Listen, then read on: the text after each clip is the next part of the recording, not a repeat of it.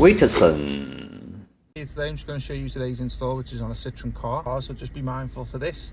It works into the car's auxiliary. I'll just give you a little tip, guys. Basically, if you'll find that your aux is greyed out here, then the only reason it's doing that is because it needs to activate.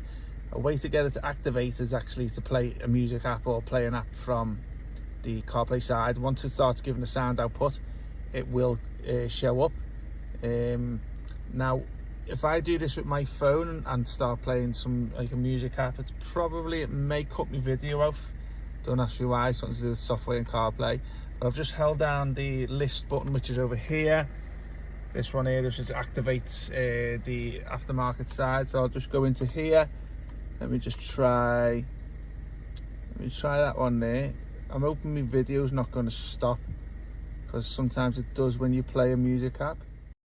So me pressing that there stops the video. Don't ask me why, it's something to do with software and CarPlay. But obviously with this now, as you can see, this is the aftermarket side. This has got my CarPlay built into here. See, it's nice, swift and responsive with this here. If you're familiar with CarPlay, you'll know exactly what you're going to get with it. So I'm just going to keep the video short today, guys, because as I say, it's a customer's about to pick up the car. If you got any... WITSON.